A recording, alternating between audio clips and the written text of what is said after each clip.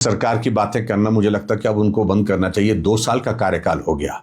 यहाँ तो हिमाचल प्रदेश में आपकी सरकार में हिमाचल भवन जैसे जो हमारे बहुत सम्मान के जो जगह है, जो प्रॉपर्टीज़ हैं, वो नीलाम हो रही है, वो अटैच कर दी गई। इससे बड़ा दुर्भाग्य कोई हो नहीं सकता है। मैं समझता हूँ कि उनको सोचना चाहिए 2 साल पुरानी बातों को छोड़ करके वर्तमान में वो 2 सालों में क्या कर पाए हैं। पॉलिटिकल जो उनके इश्यूज हैं उसके प्रति तो सजग है। वो तो कैबिनेट रैंक के साथ बनाए गए हैं। जहाँ जितने साथी सहयोगी हैं वो कैबिनेट के दर्जे के बिना कोई है ही नहीं, उसके बिना चलता नहीं है। और उसके बाद जो सीपीएस बनाए गए, जो गैर कानूनी तरीके से बनाए गए हैं और संवैधानिक तरीका उसका बनाने का था ही नहीं। और हैरानी की बात है हमको कि जब सीपीएस के मामले में पहले से कोर्ट का फैसला आ चुका है, सुप्रीम कोर्ट का फैसला आ चुका है, और भारतीय जनता पार्टी की हमारी सरकार रही, हमने 5 वर्ष नहीं बनाया, कम से कम उससे सीखना चाहिए था कि भाई नहीं बनाए तो कोई वजह रही होगी। क्या हमारे ऊपर दबाव नहीं था?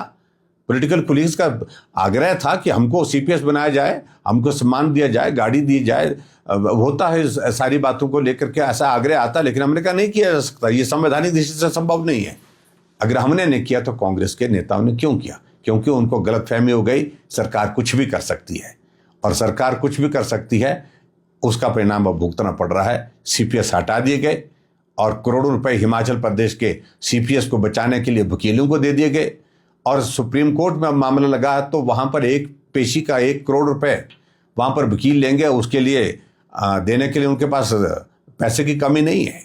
लेकिन हिमाचल प्रदेश में कर्मचारियों को सैलरी नहीं, पेंशन को पेंशन नहीं, आउटसोर्स कर्मचारियों को नौकरी से निकाल दिया। और आउटसोर्स के मामले में भी हाई कोर्ट का फैसला आया कि आप नहीं कर सकते हैं। तो सारी चीज़ को लेकर के सरकार की फजीहत लगातार होती जा रही है हिमाचल प्रदेश में, और सरकार गंभीरता में अभी तक भी इन सारी चीज़ों की, इन घटनाओं के बावजूद भी नहीं आ पा रही है। सरकार ने हाइडल सेक्टर तो पूरी तरह से तबाह किया, और हाइडल सेक्टर नहीं, मैं कह रहा हूं कि हिमाचल प्रदेश ही तबाह हुआ है।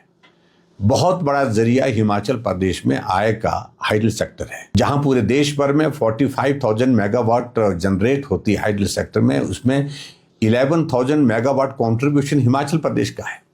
इसको और बढ़ाया जा सकता है, लेकिन जो पॉलिसी में हर रोज परिवर्तन करके और बेवजह जो व्यवहारिक चीजें नहीं है वो चीजें करने के बाद जितने भी हाइडल सेक्टर में जो हमारा पोटेंशियल था वो धरा का धरा रह गया, पानी बह करके चला जा रहा है। लेकिन उसके बावजूद जो इन्वेस्टमेंट करने के लिए हिमाचल प्रदेश में पावर प्रोजेक्ट में आने वाले थे लोग, उन सबको तो दरकिनार किया ही किया, वो तो वापस मुड़ करके चले गए।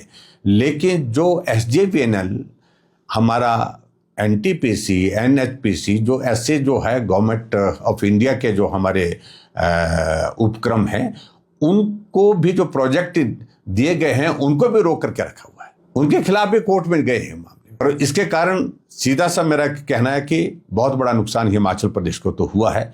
और हाइडल सेक्टर जो पूरी तरह से तबाह होने के साथ साथ में कोई सेक्टर अभी हिमाचल प्रदेश में ऐसा नहीं बचा जहां पर जो है प्रदेश सरकार ने जो उसको क्षति नहीं पहुंचाई, नुकसान नहीं पहुंचाया है।